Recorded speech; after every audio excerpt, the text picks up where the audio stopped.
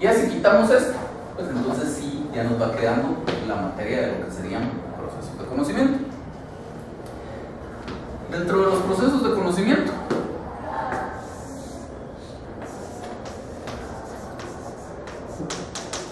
dijimos que hay tres: sumario, ordinario y oral. En cuanto al juicio oral, el artículo 199 del Código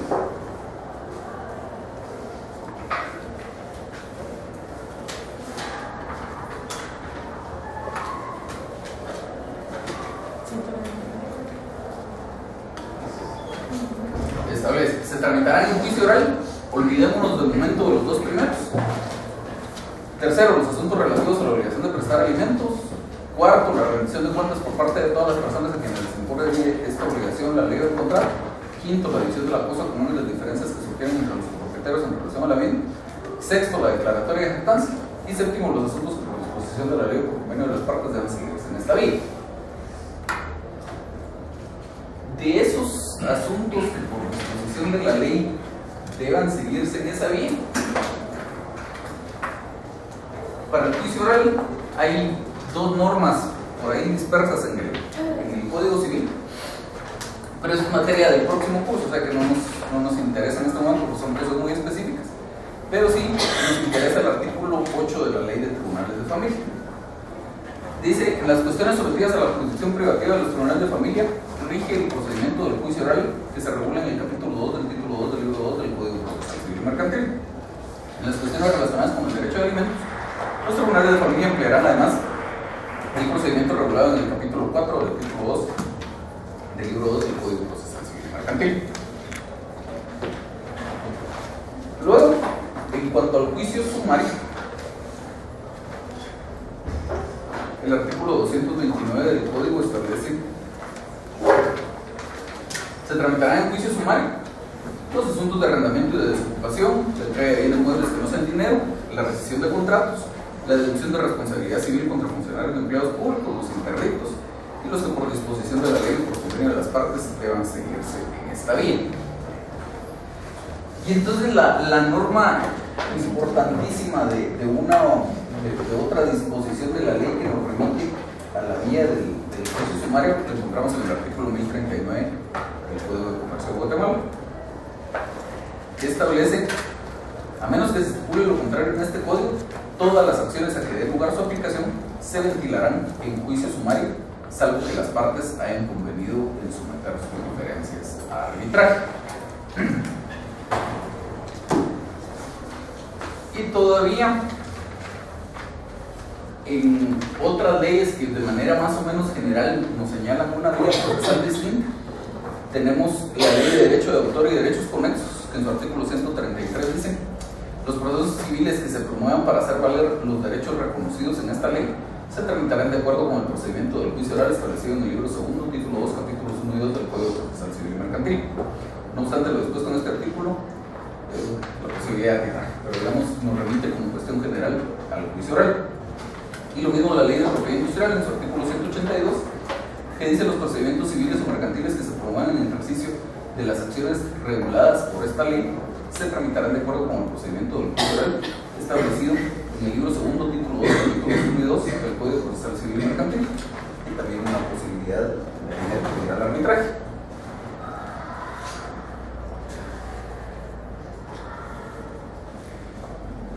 Entonces, luego de que ya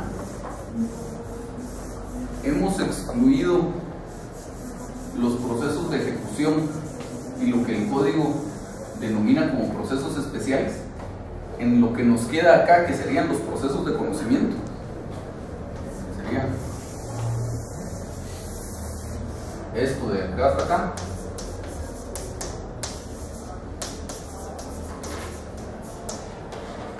Tenemos un cierto orden de cómo determinar la vía procesal que va siendo aplicable y cómo eventualmente llegar a la aplicación del juicio ordinario. ¿Todos tomaron nota de estos datos del examen?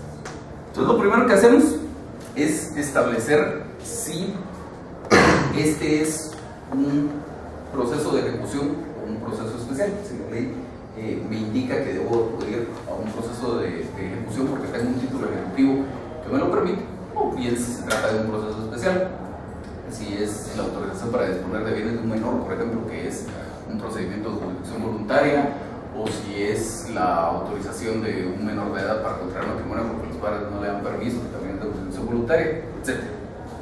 Entonces, si la respuesta es positiva, si la ley me ordena acudir a un proceso de ejecución o uno de los que la ley denomina como procesos especiales, pues obviamente tengo que acudir a eso. Si la respuesta es no, si no puedo acudir a un proceso de ejecución ni tampoco a uno de los especiales, eso me indica que tengo que acudir a un proceso de conocimiento. Y entonces ahora tengo que determinar a cuál de los tres.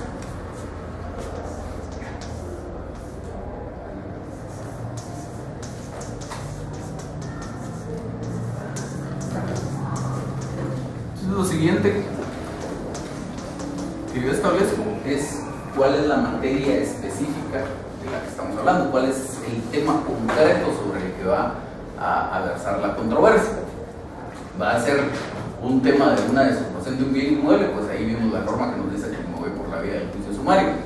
O es un tema concreto de una rendición de cuentas, pues vimos la norma que me dice que es la vía del juicio oral, etc. Pero como vimos, los temas específicos que están listados en la ley de esa forma son muy pocos, son 10 o menos, sumando juicio oral y juicio sumario. Entonces hay otro montón de temas que no quedan comprendidos ahí. Y entonces lo siguiente que debo yo establecer es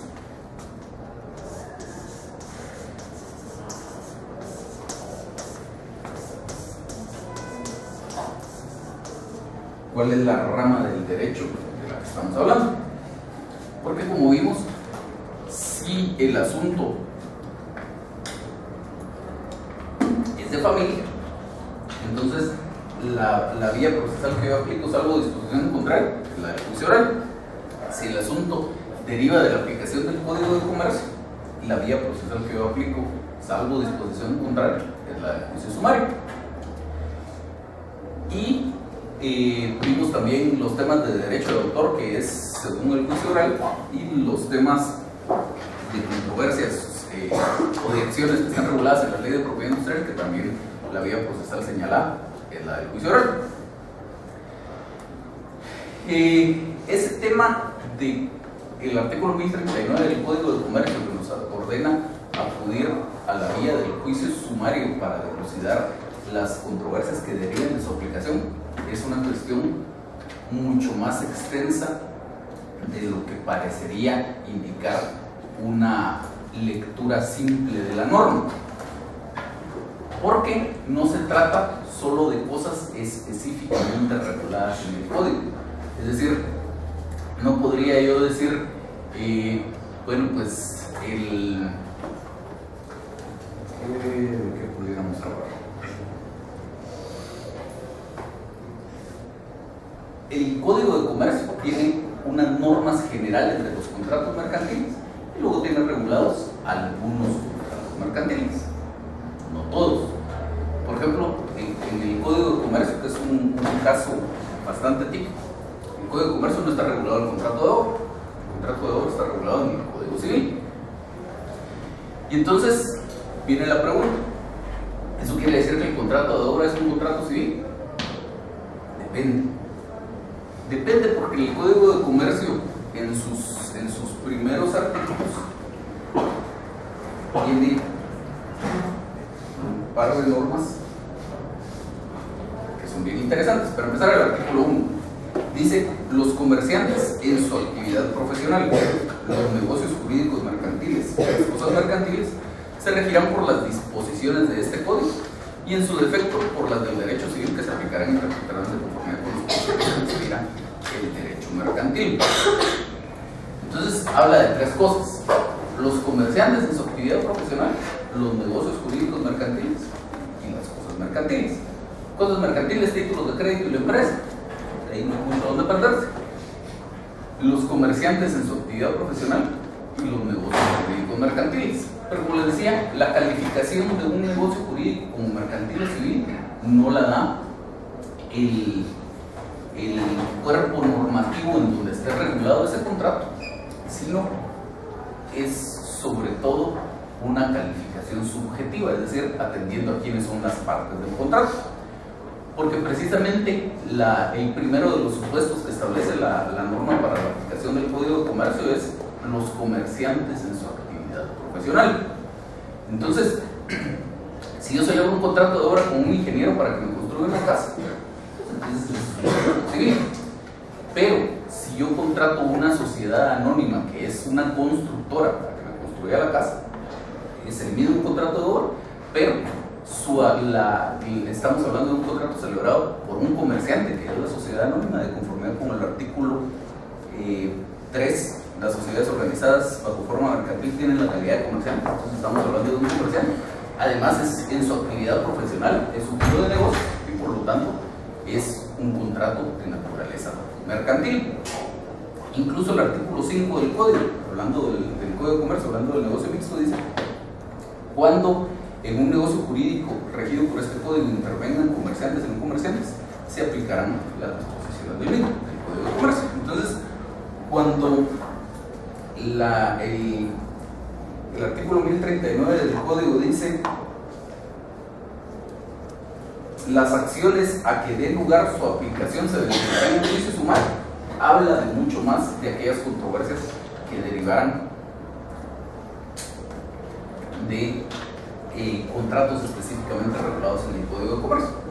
Este ejemplo del contrato de obra que les digo es un caso de la vida real. En al menos 2 o 3 ocasiones la discusión esta de si el negocio era civil o era mercantil, y si por lo tanto la controversia debió haber sido dilucidada por la vía del juicio ordinario o del juicio sumario, ha llegado a la Corte Suprema de Justicia. La Corte Suprema de Justicia en casación ha dicho que por estas normas que les acabo de comentar del Código de Comercio, eso debe considerarse como un negocio jurídico mercantil, a pesar de que el contrato de obra está regulado en el Código Civil, y que por lo tanto la vía procesal aplicable en esos casos sería la del juicio sumario y no la del ordinario. Entonces, si en la mayoría de casos, ya con estos 3 planteamientos, voy a haber logrado determinar cuál es la vía procesal aplicable al caso, y en cualquiera de todos esos determiné una vía procesal que no es la del juicio ordinario, salvo en 2 o 3 casos que me señalan específicamente aquí el juicio ordinario como vía procesal, de los cuales vamos a aplicar, pero en líneas generales en estos 3 pasos normalmente voy a determinar una vía procesal que no es la del juicio ordinario. Los procesos de ejecución y los especiales arriba, y en los otros 2 voy a determinar que me tocaba el juicio oral o que me tocaba el juicio sumario. Luego, si con nada de eso he logrado todavía establecer la vía procesal aplicable, entonces, ¿esto qué quiere decir? Que estoy hablando de un asunto estrictamente civil y que por lo tanto el criterio que voy a emplear ahora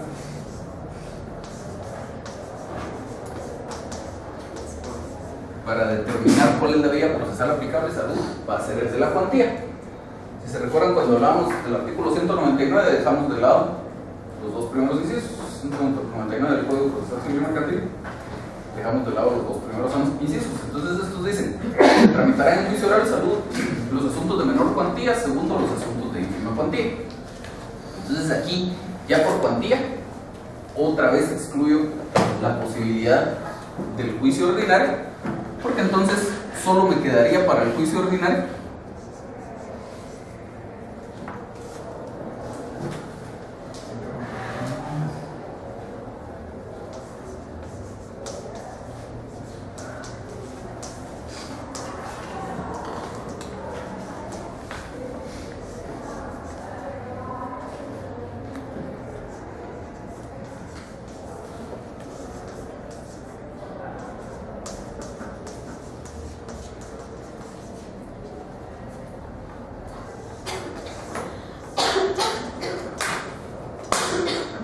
Solo me quedarían para el juicio ordinario los asuntos que sean de valor indeterminado y los asuntos que sean de mayor cuantía, en ambos casos, siempre que sean de naturaleza estrictamente civil.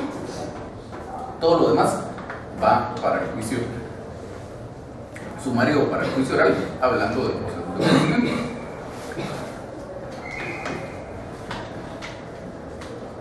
Salvo algún par de excepciones, en que, como les decía, la ley específicamente me manda a acudir al juicio ordinario. ¿Estamos claros hasta aquí, amigos? Sí. No tengo una duda, sino ¿sería posible que nosotros podamos hacer un ejercicio como para clasificar por qué vía llevamos diferentes procesos, como casitos, digamos? Es que, o sea, es fácil así, pero ya en la práctica no es tan fácil. Digamos, para que lleguemos a ese punto todavía nos falta. Tenemos que hablar de otras cosas antes, y sobre todo en este curso la determinación es muy fácil, porque en este curso solo vemos juicio ordinario. Entonces, cualquier caso que, por supuesto, salvo pruebas anticipadas y todos los cautelares de ese tipo de cosas, pero cualquier caso que yo les pusiera aquí de una demanda para cerrar que se crean que es denunciada por la vía del juicio ordinario.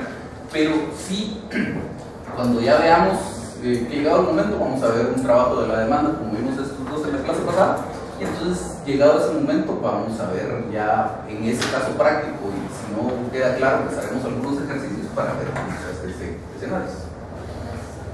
¿Sí?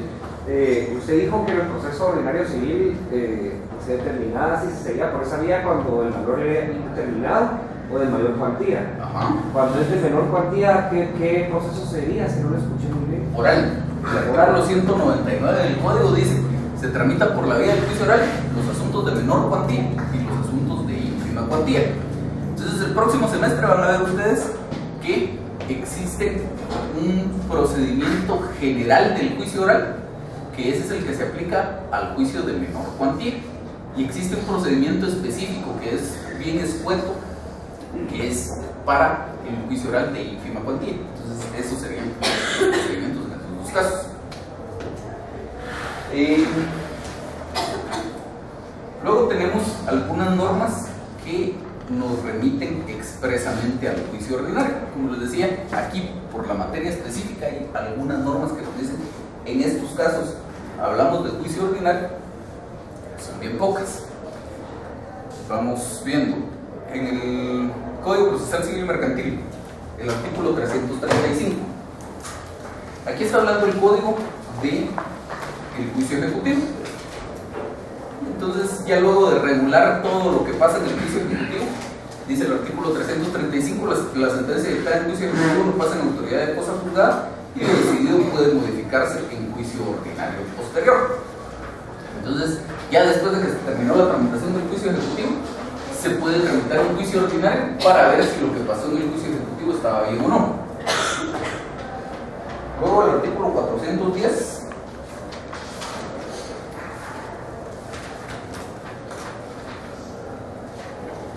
que dice: cualquier oposición que se intente contra la declaratoria solicitada, hablando de una declaratoria de incapacidad, se tramitará en juicio ordinario.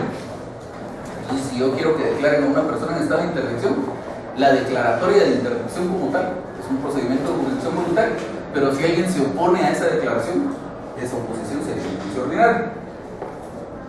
El artículo 431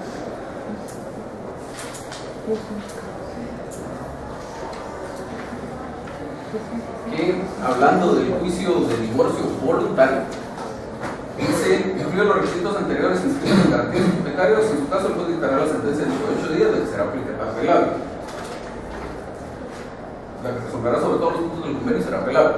Después de 6 meses de dar causa ejecutoria a la sentencia de separación, cualquiera de los cónyuges puede pedir que se convierta en divorcio, fundado en la ejecutoria recaída en el proceso de separación. Esta petición se resolverá como punto de derecho previo audiencia por 2 días a la otra parte. En caso de oposición, se tramitará en juicio ordinario. Luego tenemos el 441 que dice, hablando de la identificación de persona, segundo párrafo. No, primer párrafo.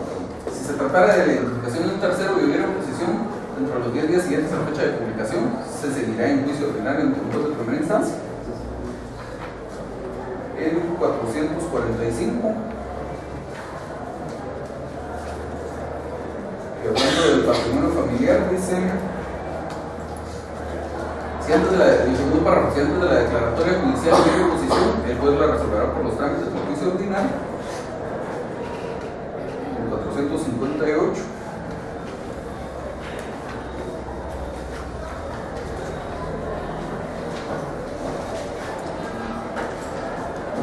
y hablando del proceso sucesorio, dice, último párrafo: si hubiera oposición se tramitará en juicio ordinario.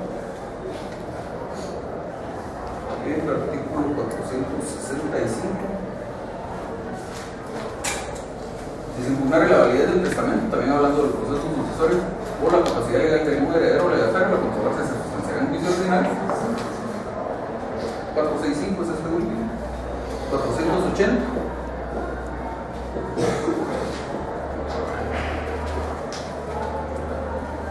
hablando también de la declaratoria de herederos en un proceso sucesorio intestado, si algún interesado del Ministerio Público impugnara la capacidad para suceder de algún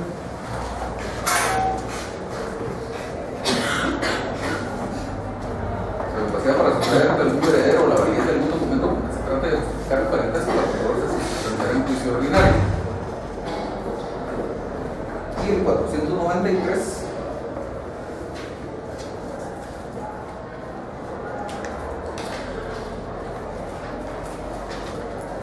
que dice, en el último párrafo, si se impugnara la validez del testamento o la capacidad para suceder de algún heredero o legatario, la controversia se sustanciará en juicio ordinario.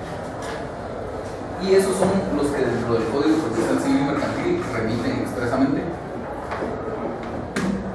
a el juicio ordinario como vía procesal aplicable para todas esas controversias, que como ven ustedes, en la mayoría de los casos son procedimientos que tienen otra tramitación, especialmente de jurisdicción voluntaria o proceso sucesor, y en caso de alguna oposición es que la ley nos remite al juicio ordinario. En el Código de Comercio tenemos dos también. El 157,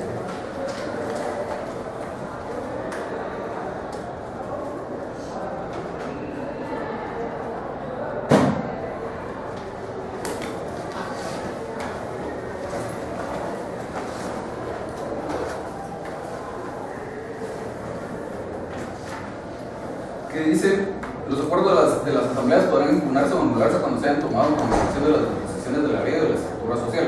Estas acciones, algo pacto en contrario, se declararán en juicio ordinario. Y el 364,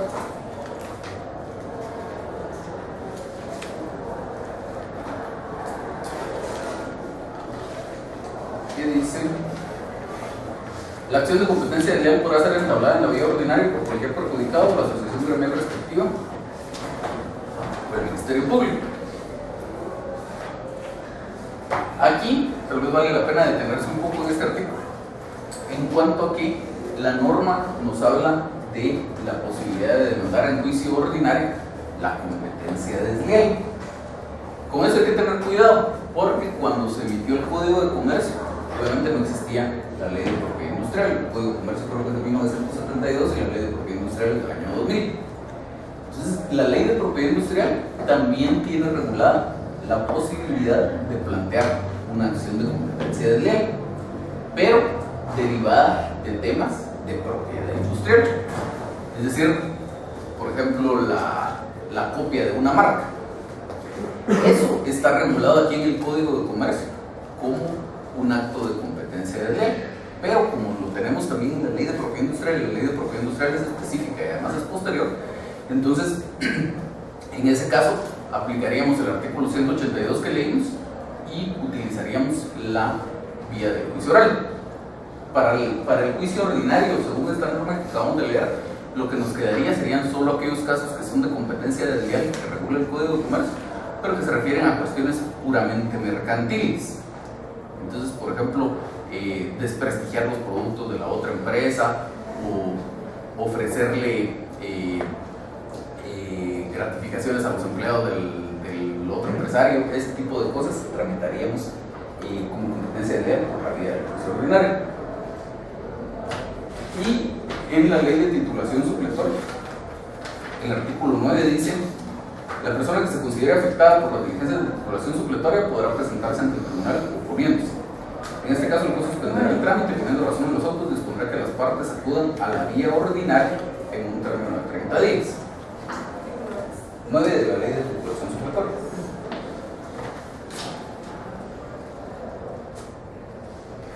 Y solo déjenme ver si voy a localizo una más.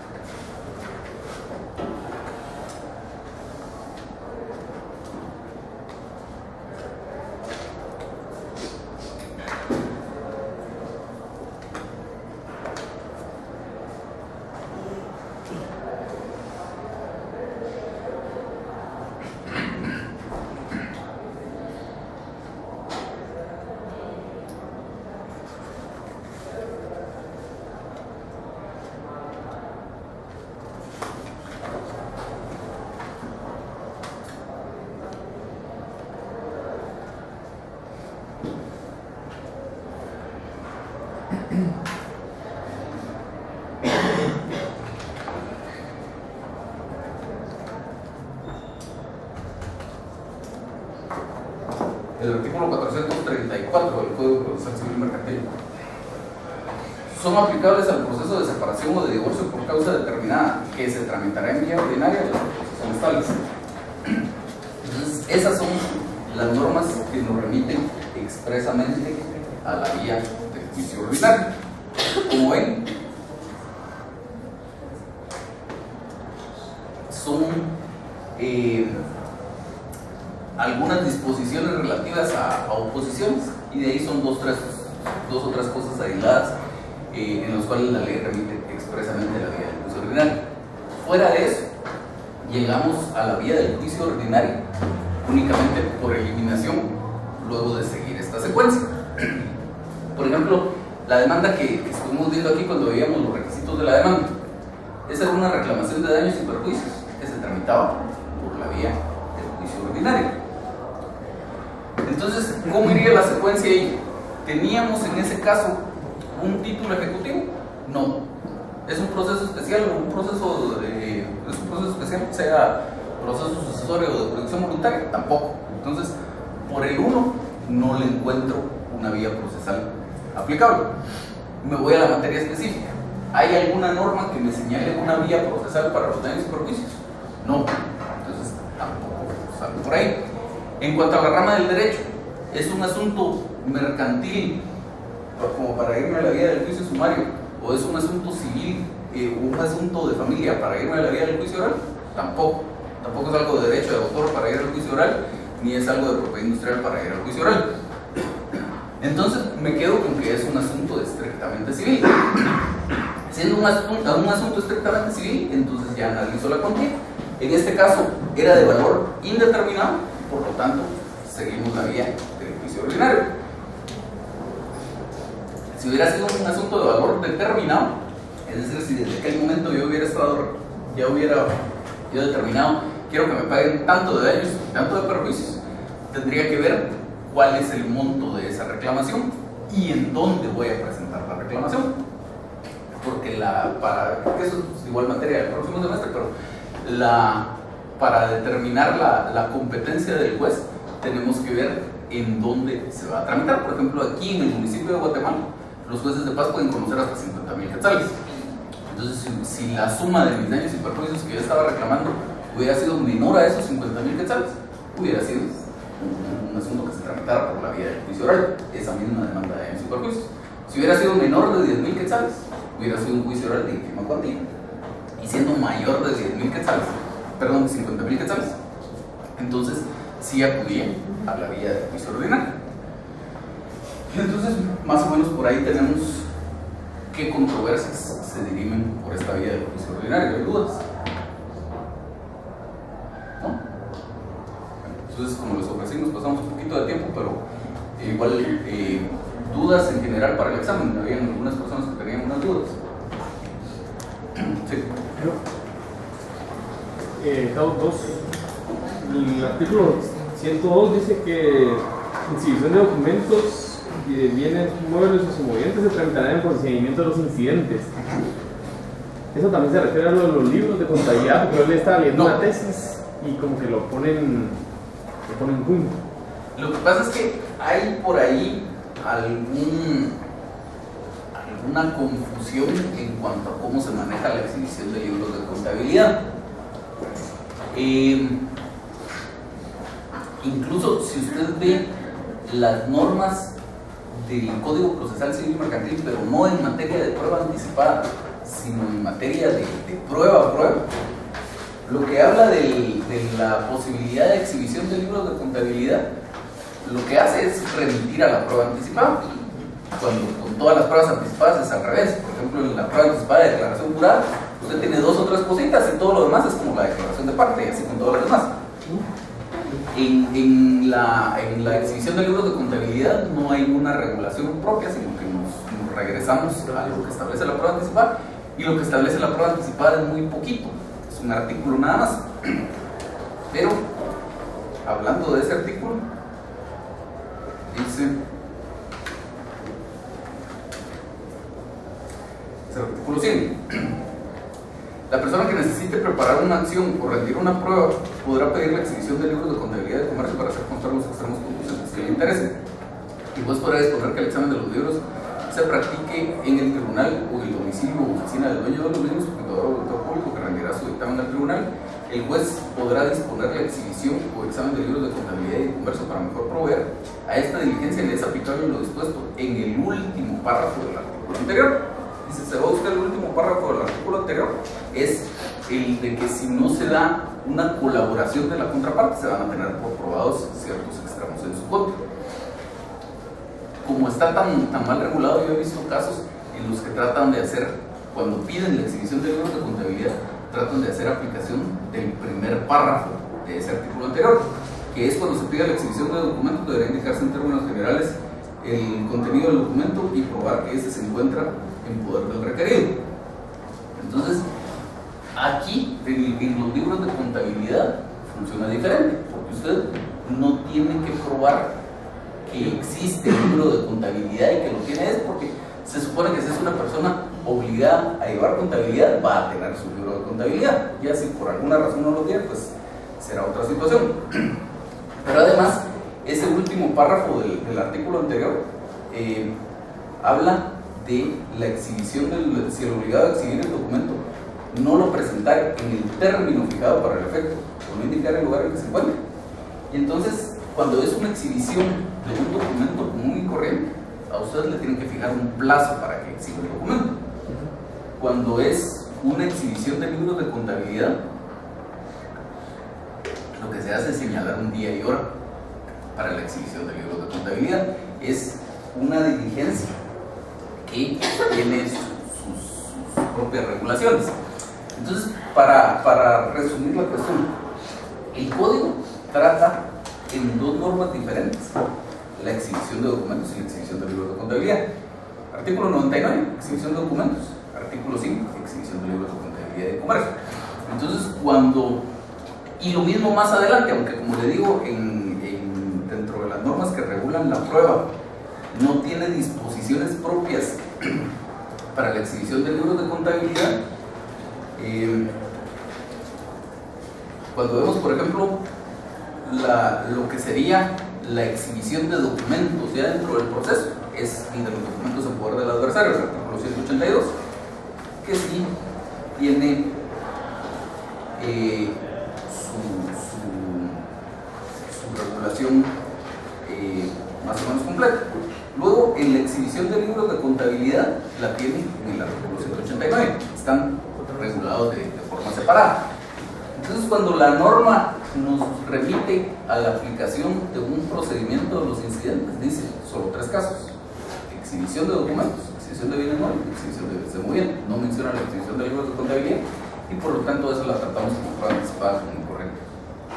Y también cuando es un incidente, en la parte expositiva se pone que se pone que es un incidente, o solo se pone prueba anticipada, exhibición de documentos, o se pone incidente de... No, Simplemente usted comparece a promover prueba anticipada de exhibición de documentos.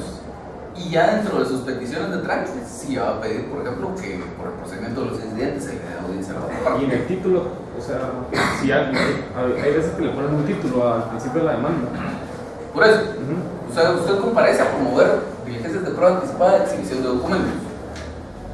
Nada más, no por el procedimiento de los incidentes, ni nada. Ya cuando haga sus peticiones de trámite, ya va a pedir que por el procedimiento de los incidentes se le dé audiencia por los días a la otra parte. De todos modos, tal vez si quieren, para no torturarlos, una vez les digo, no les voy a poner a hacer una exhibición porque no hemos visto algo que se tramite por el procedimiento de los incidentes.